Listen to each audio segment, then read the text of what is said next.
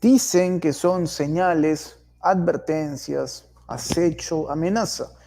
Pueden darle el término que deseen. El punto es que Rusia empieza ya a aletear. ¿Por qué lo decimos? Se ha divulgado una información bastante preocupante para Estados Unidos. Y es que bombarderos estratégicos rusos estuvieron volando alrededor de 11 horas cerca de las costas de Alaska. Hablamos de cazas Sukhoi Su-35S y Su-30SM, que aparentemente, según algunos especialistas, habrían intentado dar un mensaje subliminal a Estados Unidos, cuando más que nunca se discute la posibilidad de aprobar el uso de armas, misiles de largo alcance para ser específicos, sobre territorio ruso, pues Rusia aparece diciendo: yo también puedo golpear, yo también estoy cerca, yo también tengo capacidad de penetrar. No olvidemos lo ocurrido hace poco en Letonia también. Entonces, este momento aparentemente llega con simbolismo, porque en la ONU, como ya ustedes lo deben saber, hablará Volodymyr Zelensky. Se espera el Plan Victoria, un documento que según Zelensky tiene que ver con el cómo conseguir un triunfo en el conflicto, algo que parece bastante jalado de los pelos. Pero bueno, vamos a desarrollar esta historia y otros temas, por supuesto, de alto interés con un invitado de lujo. Estamos hablando de un especialista, estamos hablando del señor Adrián Celaya, un analista internacional, presidente de CAI Center, quien nos va a dar una mirada de lo que está pasando actualmente. El conflicto aparentemente sigue con este tono alto y se habla de una escalada, se habla con mucha preocupación ahora más que nunca, sobre todo considerando que las elecciones en Estados Unidos se acercan. La pregunta es: ¿qué decisión tomará Biden, o mejor dicho, el establishment, antes del 5 de noviembre?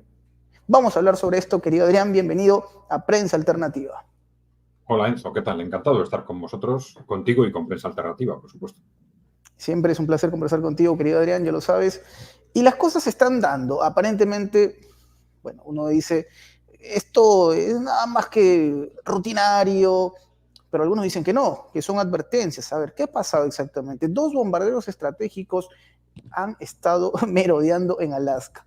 Hablamos, por supuesto, de una decisión de Rusia, estratégicos rusos, bombarderos estratégicos rusos, que estuvieron sobrevolando alrededor de 11 horas cerca de las costas de Alaska. Para muchos es un intento de Rusia por mandar señales, mandar una especie de advertencia. Nosotros también tenemos la capacidad de incomodarlos a ustedes, ¿ah? Señores de Estados Unidos. Si ustedes quieren entrar al conflicto, vaya que no estamos tan lejos de lo que ustedes puedan imaginar. Desde luego, Adrián, es muy relevante este escenario considerando que ahora mismo en la Asamblea General de la ONU se hablará y mucho sobre el conflicto. Volodymyr Zelensky es el invitado de honor y va a hablar seguramente, va a llevar el famoso Plan Victoria. ¿Le conviene a Estados Unidos seguir el juego, continuar con esta estrategia que está desarrollando la OTAN? ¿Qué mirada tienes sobre estos últimos acontecimientos, querido Adrián? Bueno, en unos pocos segundos has comentado, digamos, muchos aristas, muchos ángulos del problema, ¿no? Bueno, vamos a ver, estamos en una circunstancia en la que este despliegue de bombarderos estratégicos hay que interpretarlo evidentemente como una advertencia de Rusia, en el sentido de que las alertas que han puesto sobre la mesa, en las que con un tono o con otro, dependiendo, las palabras no han sido las mismas, las utilizadas por unos dirigentes rusos o por otros, pero claramente se advertía de que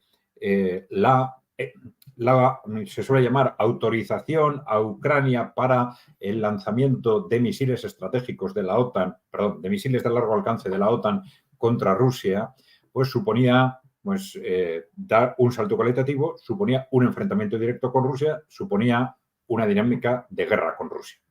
Esto se ha dicho con unas u otras palabras, se ha dicho muy claramente. Y estos movimientos, estos despliegues estratégicos están intentando advertir que, ojo, que estas advertencias van en serio, ¿no?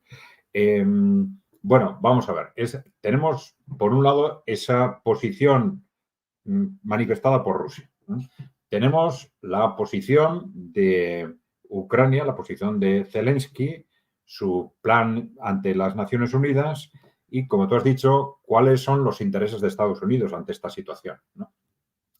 El problema es hasta qué punto los intereses de Estados Unidos son relevantes, ¿no?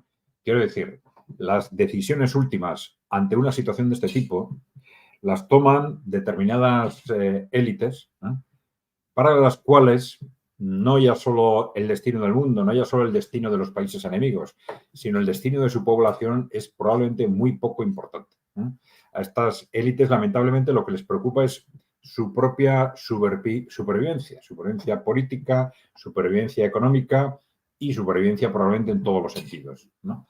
Bien, y ante esa situación de pánico en la que se encuentran, porque ven todo esto en cuestión por el avance de los países emergentes, por la esperada victoria en Rusia y probablemente también, en cierta forma, por la posible victoria de Donald Trump en las elecciones, ante esa situación están dispuestos a todo y en ese estar dispuestos a todos han dado un paso tras otro intentando provocar a Rusia una escalada.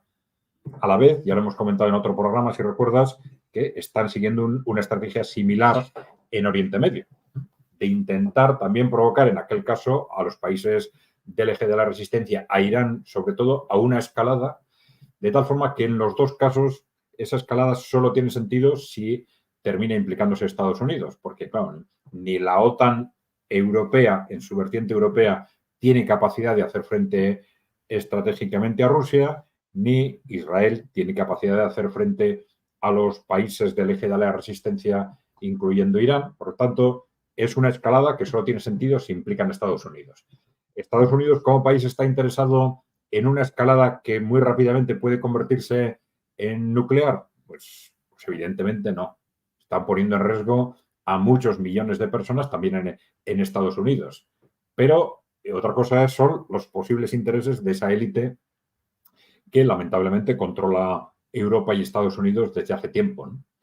Bien, en ese contexto estamos en una guerra de tiempos, vamos a decir, ¿no? Tú has dicho, hay un calendario, por un lado, hacia las elecciones norteamericanas, que parece que para ellos es un hito que puede ser definitivo y que quieren hacer todo lo posible para evitar que suceda. Si hace falta, parece hasta matando a Donald Trump, pero en su caso tienen un calendario que les marca un reto muy directo, y el otro calendario, que hemos dicho, es el avance de Rusia en Ucrania, que apunta claramente hacia la victoria de Rusia, una victoria que para ellos es inaceptable, ¿no? Bueno, en ese contexto, ¿cómo se van a mover las fichas de forma inmediata? Yo sinceramente creo que esos misiles de largo alcance van a autorizarse. Es decir, se va a autorizar finalmente a Ucrania a que utilice esos misiles de largo alcance si vemos lo que ha sucedido hasta ahora. Claro, ha habido posicionamientos políticos verbales en los dos sentidos. Para mí lo más llamativo ha sido el posicionamiento del Parlamento Europeo, que aunque no tiene capacidad de decisión en este tema, el que el Parlamento Europeo, aun siendo, digamos, siempre el ala más radical, más corporativista dentro de las instituciones europeas, que el Parlamento Europeo se atreva a posicionarse a favor, dicho claramente, a favor de que se lancen misiles de largo alcance contra Rusia, sabiendo lo que esto supone, es una barbaridad. Es una barbaridad institucional y política increíble, ¿no? Difícil de creer, pero que nos revela hasta qué punto estas élites, que también controlan el Parlamento Europeo, pues efectivamente están dispuestas a todo, ¿no? Bueno, vamos a ver, ¿esto qué supone? Bueno, supone, cuando yo digo que lamentablemente creo que finalmente van a autorizar a Ucrania a utilizar estos misiles de largo alcance contra Rusia, que al final en definitiva, es decidir que la OTAN decide lanzar misiles de largo alcance contra Rusia, no es otra cosa. Se utiliza esta expresión de autorizar a Ucrania, pero lo que se está haciendo es autorizarse a sí mismos, porque la OTAN es la que toma las decisiones. Ya lo ha dicho Rusia repetidamente, es imposible que Ucrania por sí misma pueda lanzar estos misiles. Entonces, es algo evidente, con lo cual van a ser decisiones de la OTAN, ¿eh? ¿Y esto qué significa? Pues algo que ya sabemos desde hace bueno, iba a decir, desde hace un año progresivamente. Hemos tenido que llegar a la conclusión de que la OTAN no solo está dispuesta a la guerra, está buscando la guerra, está buscando una guerra directa con Rusia, ¿no? Todo lo que ha sucedido durante este año probablemente no tiene otra explicación. Aquí la cuestión es, entonces, van a intentar a toda costa provocar esa guerra probablemente antes de las elecciones norteamericanas, ¿no? Claro, ya no queda mucho tiempo. Estamos hablando de mes y medio hasta las elecciones, quizás 4 meses si tenemos en cuenta la toma de posesión del nuevo presidente alrededor del 20 de enero, ¿no? Pero esos son los plazos con los que parece que están jugando. Independientemente de los plazos o el calendario que marca el avance ruso en Ucrania, que esto no es algo tan preciso o tan determinado por fechas concretas, ¿no? Bien, en ese contexto hay que dar por supuesto que van a intentar esa escalada y la cuestión es cuándo y cómo va a responder Rusia, ¿no?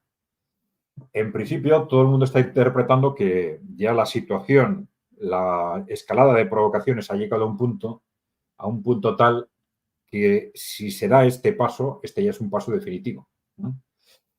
Pero vamos a ver, es un paso definitivo si nos ponemos en una posición estratégica de Rusia, no en una posición emocional de que hay que responder, ¿no? No una posición táctica, sino una posición estratégica. En principio ya hemos dicho que Rusia estaba ganando la guerra, está ganando la guerra, ahora también, y en ese contexto, en principio, en un primer momento, no le interesa responder a las provocaciones, que lo que intentan es precisamente sacar el contexto del conflicto del frente de batalla y transformarlo en otra cosa, ¿no? En otra cosa que, por lo tanto, en principio no es conveniente para Rusia. ¿Bien? Y esa era una decisión perfectamente adoptada con frialdad, ¿no? No responder a las provocaciones. Pero claro, ya se sabe que si no se responde a las provocaciones, va a haber nuevas provocaciones, ¿eh? Y van a ir a más, como así ha sido al final durante el año, ¿no? Bien, y así pasamos con distintas modalidades de armamento que aparentemente significaban un enfrentamiento directo con Rusia, se supera esa etapa y se piensa en otro tipo de armamento y al final se acaba invadiendo Rusia, incluso territorialmente, se acaba atacando los radares de alerta temprana antinuclear, por sí mismo es causa de un ataque nuclear del agredido. Se ataca la central nuclear de Zaporizhia con el objetivo de crear un desastre nuclear. Todo esto son pasos claramente que solo tienen una explicación desde el punto de vista de que están buscando la guerra. Y una guerra ya entre potencias nucleares es una guerra, vamos a decir, fácilmente que enseguida se puede convertir en nuclear de un momento a otro, aunque empiece como guerra convencional, ¿no? Bien, entonces Rusia, que en ese contexto, si analiza la situación actual estratégicamente con esa capacidad de analizarlo objetivamente que ha tenido hasta ahora, tiene que valorar primero cuál es su capacidad de resistencia al impacto de estos misiles de largo alcance. Es evidente que es una ofensa de guerra, ¿no? Es evidente, ¿no? Ahora, responder a través de una guerra, es decir, pues de una declaración de guerra o actuando como si se estuviera en guerra con la OTAN, es precisamente lo que quiere la OTAN. Esto en sí mismo no es una razón para no hacerlo, porque al final se acaba llegando a una situación extrema que puede obligar a actuar de esa manera.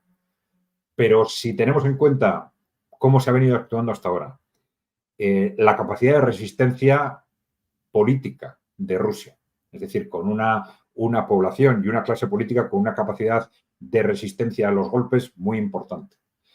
Y que estos misiles de largo alcance van a producir daños humanos, van a morir muchos civiles, van a producir daños en infraestructuras, pero que esto no va a ser daños definitivos, daños que cambian el contexto de la guerra sustancialmente, el contexto de la guerra en Ucrania.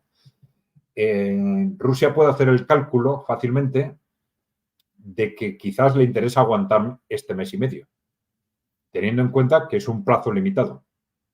Por mucho daño que le hagan estos misiles de largo alcance, puede pensar, tenemos dos opciones, o entrar en una guerra directa con la OTAN o sufrir este impacto, aguantar mes y medio, porque quizás el resultado de las elecciones puede cerrar el conflicto sin una guerra nuclear.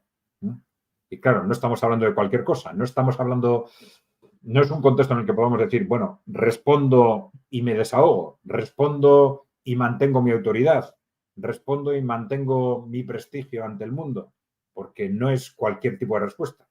Es una respuesta en la que le estás diciendo a la otra parte, bueno, ya tienes lo que querías, la guerra nuclear.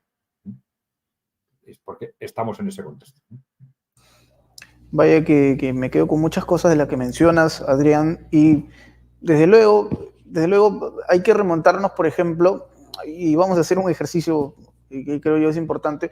Cuando a puertas de las elecciones del 2018, Vladimir Putin habló, yo recuerdo claramente, Putin habla precisamente, y estábamos, digamos, en un contexto en el que ni se asomaba la posibilidad del 100% de algún tipo de incursión en Donetsk, pero Putin habló en ese momento, en 2018, y dijo puntualmente, si es que se atreviesen a atacarnos con misiles, no tengan dudas que nosotros responderíamos usando armas nucleares, porque un mundo sin Rusia no valdría la pena. Fueron palabras de Putin a 2 semanas de las elecciones del 2018, recuerdo claramente. Fue un mensaje que hasta la fecha se ha sostenido.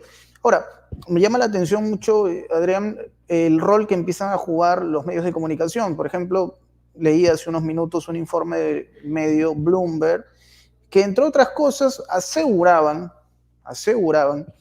que el famoso plan Victoria de Zelensky es inconsistente, que aparentemente los socios, entre comillas, de Ucrania han tomado la decisión de decirle, contigo no es la cosa, que sería mejor reunirse con Putin antes de la cumbre del G20 y poder abordar algún tipo de solución pacifista. Uno se preguntaría si es que este tipo de mensaje es una burla, ¿no? Porque las acciones dicen lo contrario. O sea, el discurso de un Josep Borrell, por ejemplo, de un Jens Stoltenberg, e incluso diría yo de el propio Joe Biden, deja mucho que desear.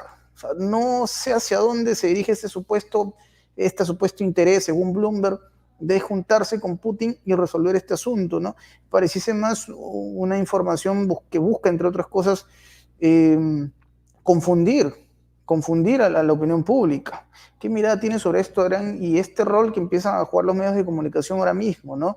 Considerando el peligro inminente de que esto escale?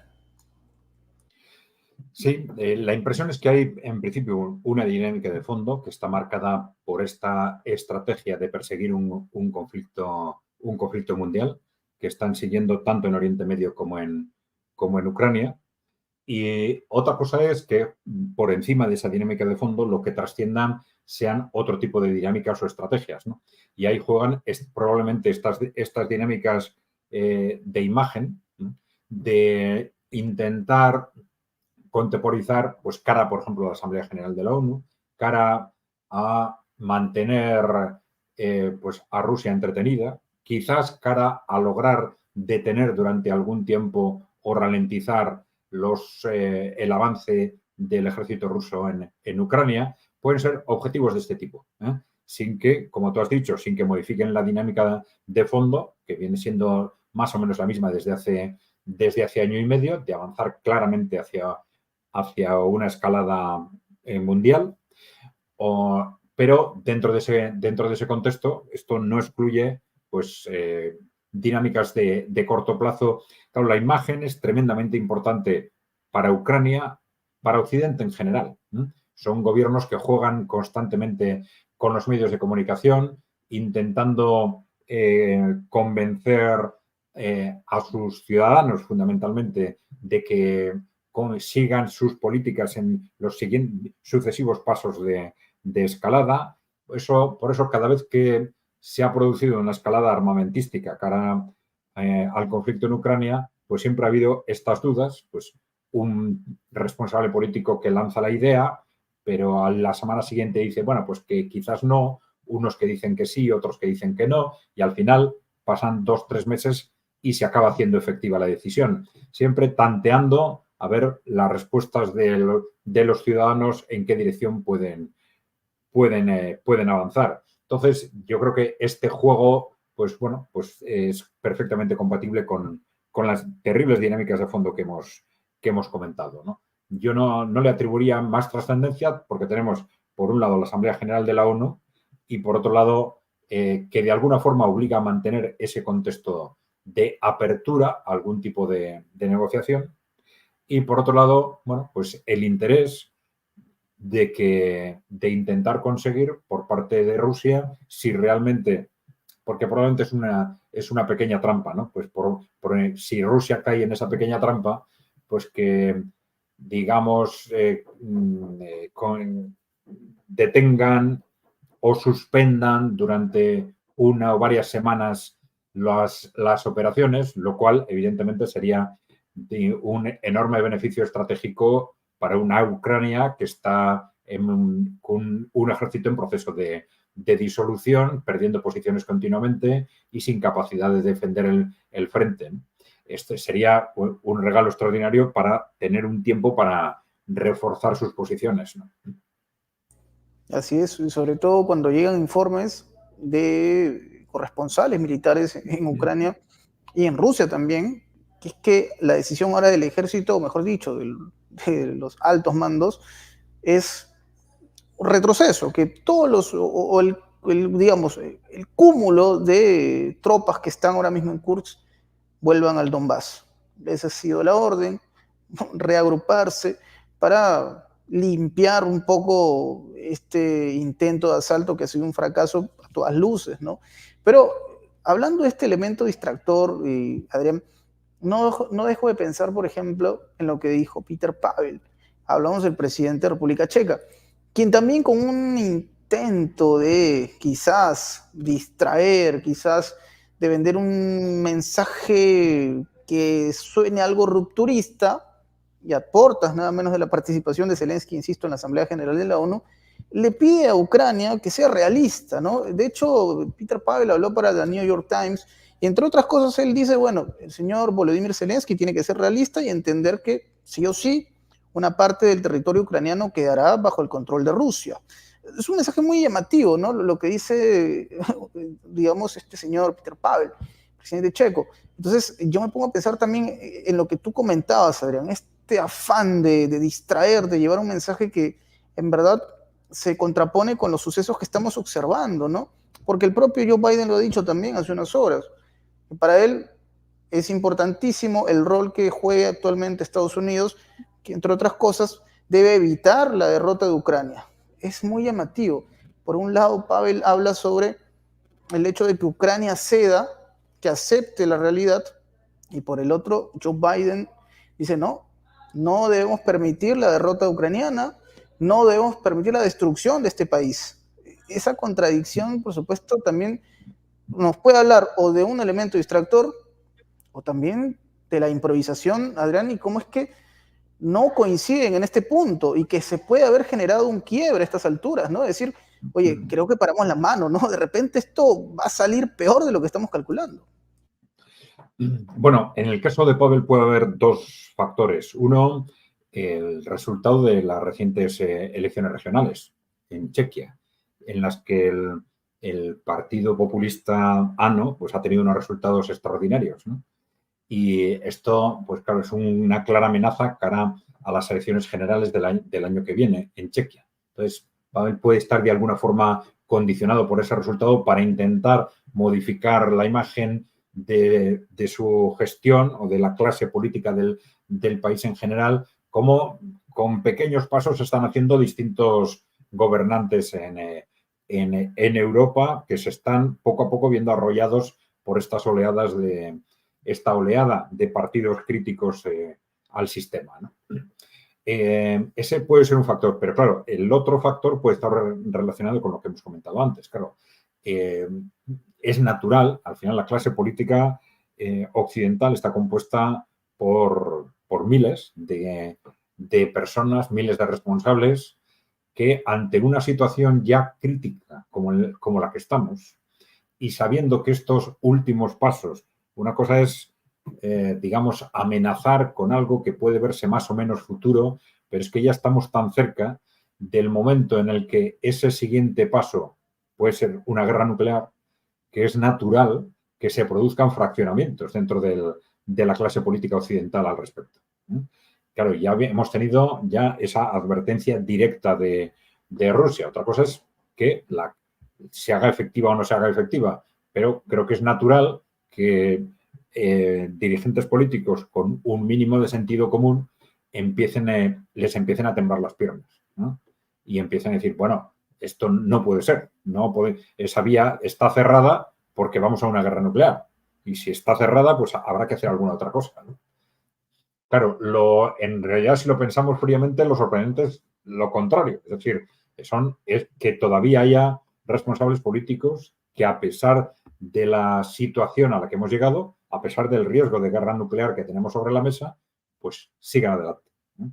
Esto es lo realmente asombroso. Por eso te decía antes que sí me parece algo terrible ver cómo 400 parlamentarios europeos son capaces de votar sí a una declaración como la que aprobaron el otro día, decidiendo, oye, sí, ya sabemos que Rusia ya nos ha advertido de que esto es motivo de guerra, pero es igual. Misiles contra Rusia, ¿no? Es terrible, terrible. Una locura. Y también juega mucho la intriga que hay detrás de esto, ¿no? Ellos intentan construir una justificación a partir de información que circula. Yo, por ejemplo, veía el otro día un informe del diario Bill que aseguraban fehacientemente que habían blindados chinos en Ucrania, ¿no? Aseguraban desde el diario Bild, diario alemán. Oye, esta información es de primera mano, decía, ¿no? Blindados chinos ya forman parte del armamento. Incluso aseguraban que ya estaban en Ucrania siendo utilizados por los rusos. Luego en Rusia dijeron, no, esto es una falacia.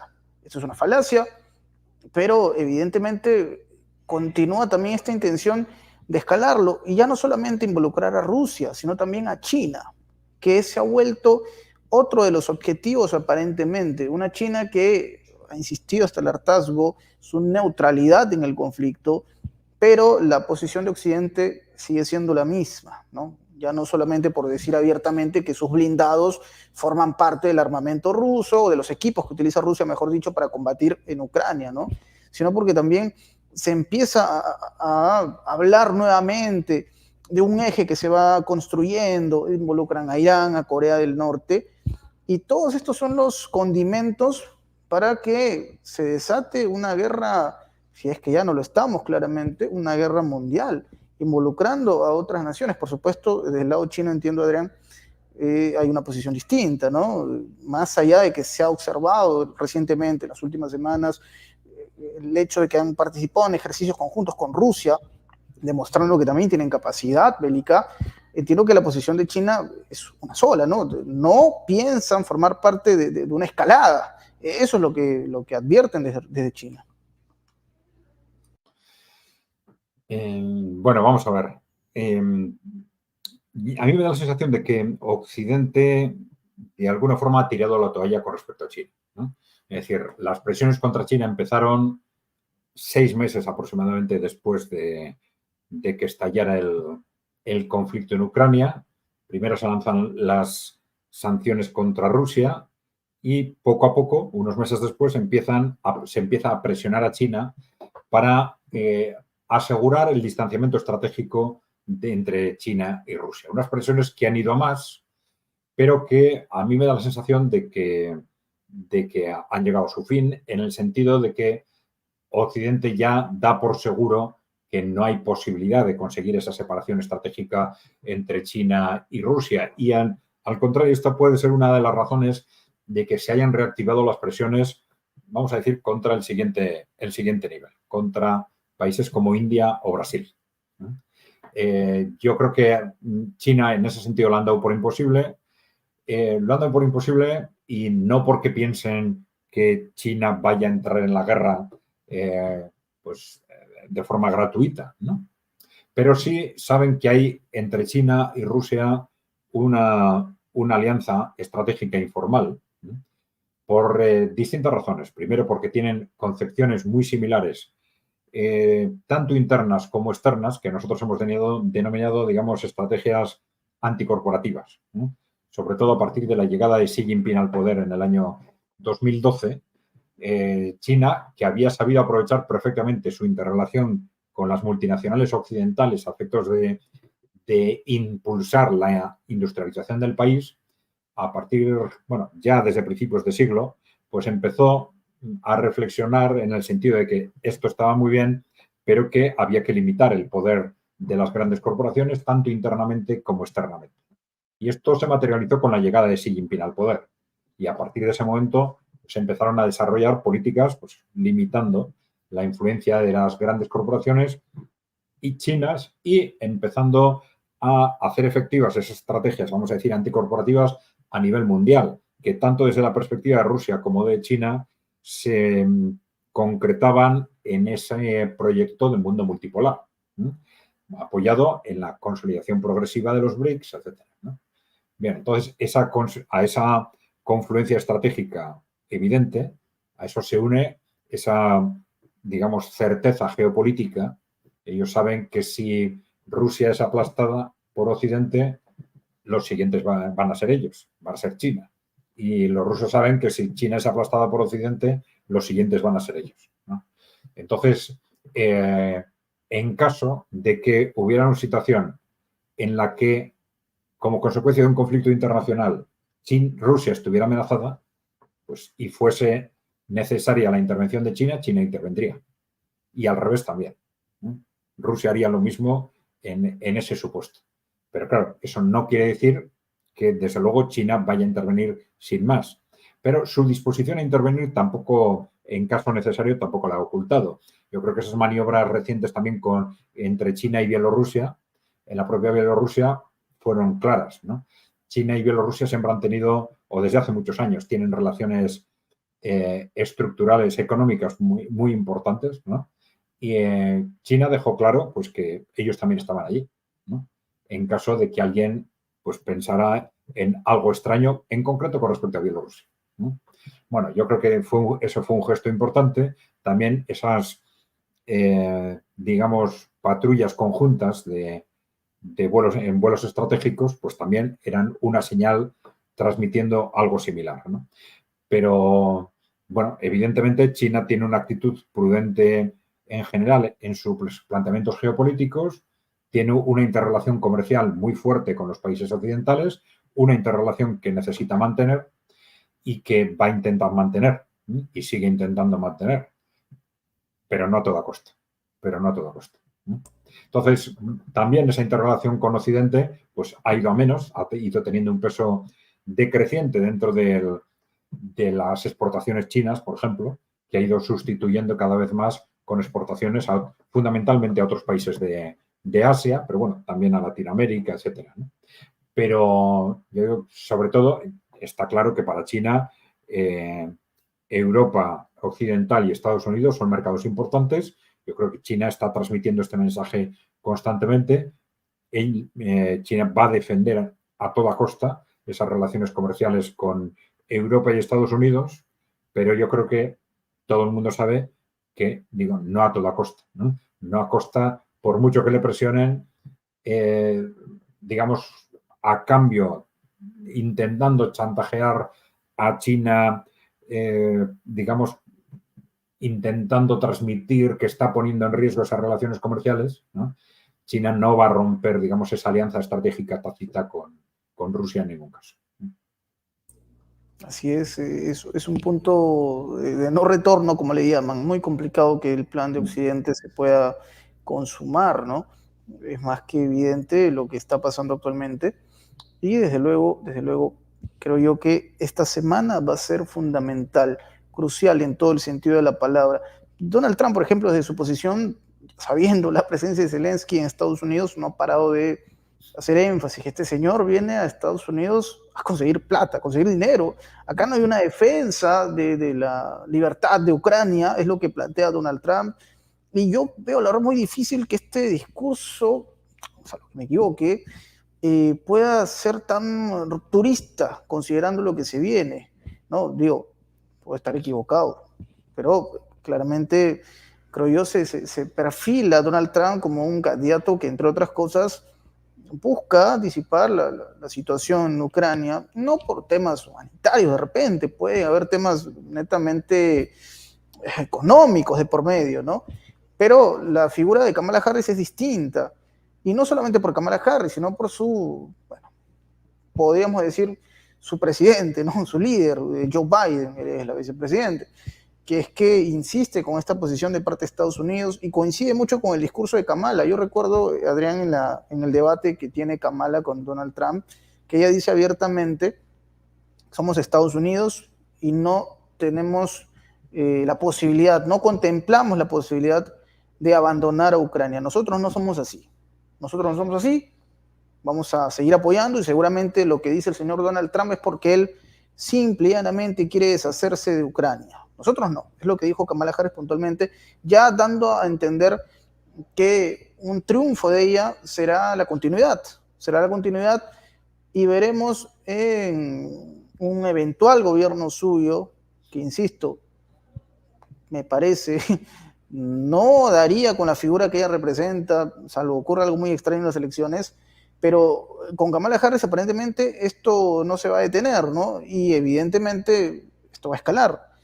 ¿Crees que están así, Adrián? ¿Crees que en esta recta final ya hay un esfuerzo de Trump por marcar más distancia todavía de la guerra en Ucrania y por el contrario, el ala demócrata afirmarse aún más, atornillarse y decir abiertamente, nosotros sí vamos a continuar con esto, nosotros sí estamos con la obligación de salvar a Ucrania? Bueno, curiosamente sobre Kamala Harris se ha dicho que quizás podría tener una postura personal menos marcadamente, vamos a decir, pro-ucraniana que Joe Biden, porque Joe Biden tiene implicaciones personales y familiares con Ucrania, ¿no?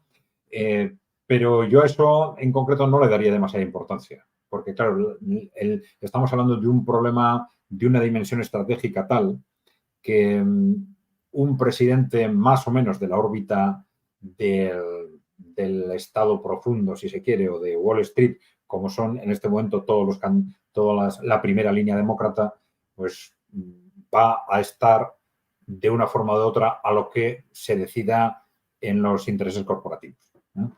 No, entonces, su perfil personal, sus ideas personales al respecto, no creo que tengan demasiada importancia ni demasiado impacto a la hora de quizás poder suavizar esas estrategias, ¿no? Claro, en el caso de Donald Trump, bueno, yo creo que hay que ser prudentes, ¿no? Hay que ser prudentes.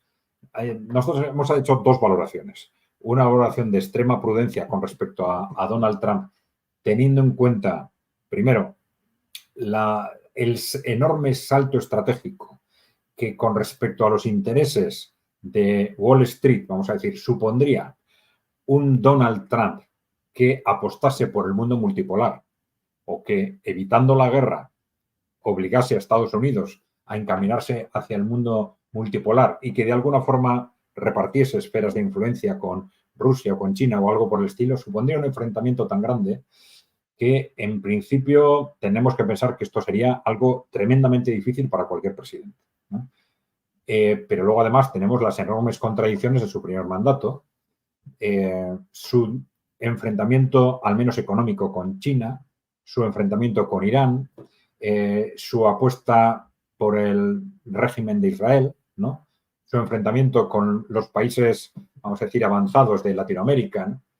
Claro, todo eso se va a ir aclarando si Donald Trump es presidente, sin ninguna duda, en los primeros meses, porque esas contradicciones ahora no las va a poder mantener.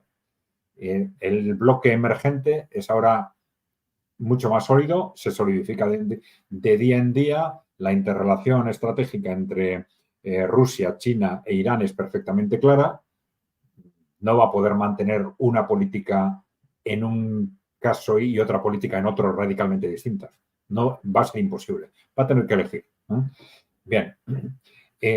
Dicho esto, teníamos que ser hasta cierto punto escépticos precisamente por la importancia y la dificultad de que Donald Trump fuese fiel a esos planteamientos teóricamente iniciales suyos de que Estados Unidos deje de ser el policía del mundo, ¿no?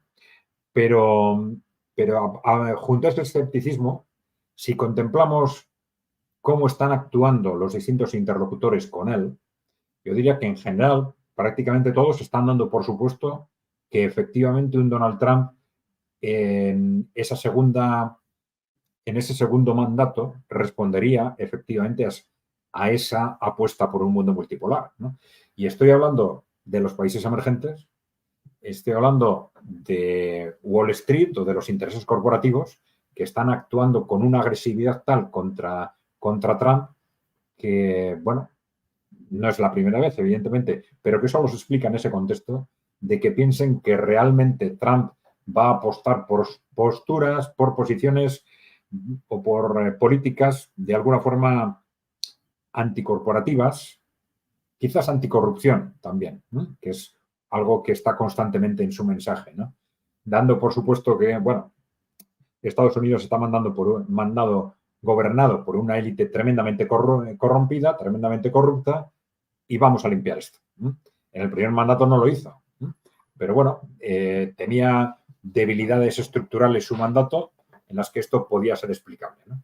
Pero yo digo, tal como está actuando con respecto a él Wall Street, parece que están dando por supuesto, Wall Street, las grandes corporaciones, están dando por supuesto que Trump es una amenaza directa para ellos, ¿no? Y por último tenemos estos movimientos que yo creo que son muy importantes de estos pequeños grupos del Partido Demócrata que realmente han venido haciendo una apuesta anticorporativa, ¿no? O antioligárquica si se quiere, y que precisamente ahora se han desmarcado del Partido Demócrata para apoyar a Trump. Y estoy hablando de Tulsi Gabbard y de Robert Kennedy, ¿no?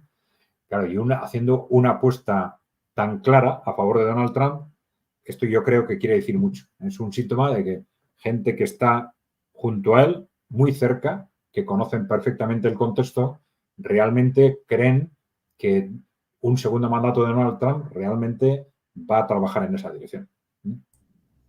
Interesante, sí, fue muy sorprendente la posición de Kennedy. De hecho, lo comentamos justo en este espacio y claramente van a pasar cosas muy impactantes de cara a las elecciones. Ya no hablamos solamente de atentados o posibles atentados, incluso ahora Donald Trump sale a los discursos con mamparas para evitar ser afectado, ¿no? Sabemos lo que ocurrió hace un par de semanas, pero claramente el escenario es cada vez más complicado incluso diría yo, tan complicado como lo será la post-sala, lo que ocurra después de las elecciones, porque nosotros hablamos mucho sobre lo que va a pasar el 5, pero lo que va a pasar después del 5 de noviembre puede que también sea igual de impactante, ¿no? De cualquiera de los bandos, así que hay mucha historia por contar en este escenario. Querido Adrián, hemos disfrutado esta entrevista, como siempre, conversar contigo, insisto, es un lujo, un placer, y por supuesto para nuestra audiencia también lo es.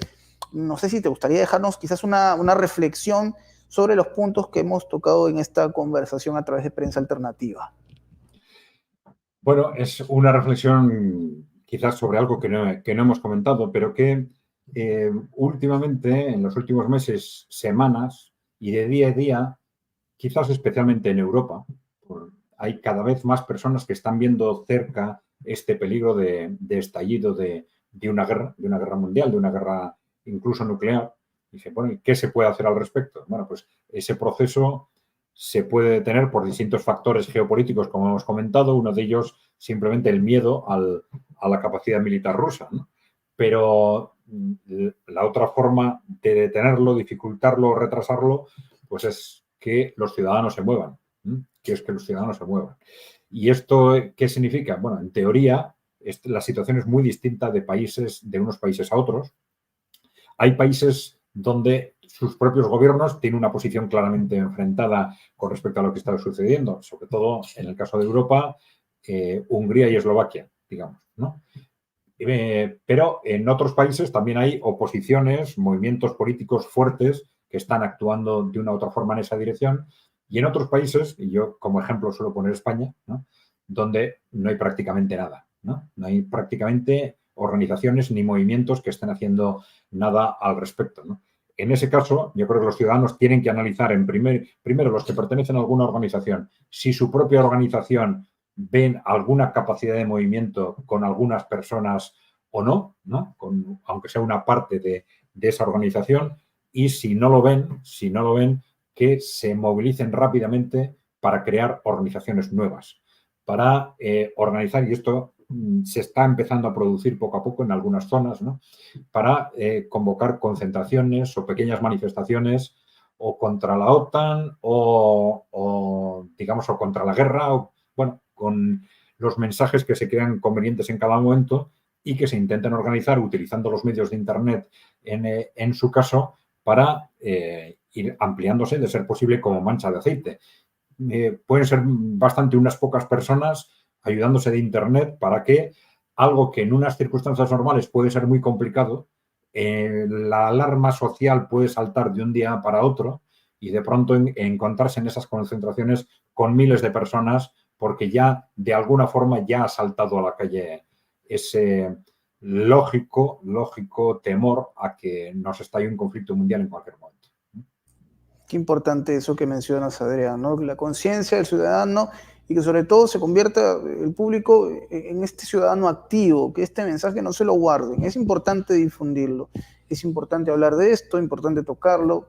Puede parecer algo romántico, pero incluso a la hora de cenar en familia hay que tomarse el tiempo a hablar de estas cuestiones, porque hablamos del futuro, ¿no? Hablamos del futuro. Esto es un tema de supervivencia, hay que decirlo así tal cual. Desde Estados Unidos mismo lo dicen, ¿no? A través de informes. Una guerra nuclear nos mata de hambre a todos, ¿no?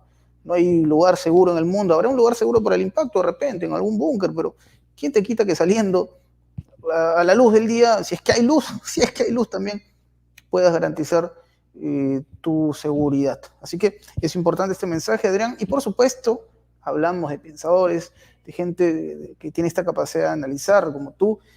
La gente se estará preguntando dónde te puede encontrar. Cuéntanos, querido Adrián, por favor. Sí, la forma más directa, si estáis viendo este vídeo, seguramente porque os gusta ver vídeos, entonces que vayáis a nuestro canal en YouTube, buscar ECAI Center, ECAI con K, Center con C, y nos localizáis enseguida. Ahí tenemos, publicamos ahí los vídeos que vamos haciendo y también hacemos vídeos de preguntas y respuestas. Nos podéis dejar preguntas, comentarios y los intentamos ir respondiendo a través de estos vídeos. Excelente, querido público, ya lo saben. Ingresen, en la descripción aparecerá el enlace para que usted pueda sumarse también a esta familia. Ya lo sabe, ECAI Center, por supuesto con Adrián Zelaya, quien, insisto, siempre viene a iluminar este espacio con su conocimiento. Y sobre todo nuestro público lo sabe y lo reconoce. Eso es algo que yo valoro mucho, Adrián. Así que seguramente te tendremos muy pronto en otra de estas conversaciones, ya con un panorama mucho más claro, ¿no? Porque, insisto, el reloj sigue en marcha y esto se decidirá para bien o para mal, pero se decidirá en breve. Gracias, Adrián Zelaya, por estar en este espacio. Mi nombre es Enzo Anchante. Querido público, no olviden suscribirse y vuélvanse miembros con el botón unirse que aparece en la parte inferior de sus pantallas. Nos estaremos reencontrando en una próxima oportunidad. Hasta pronto.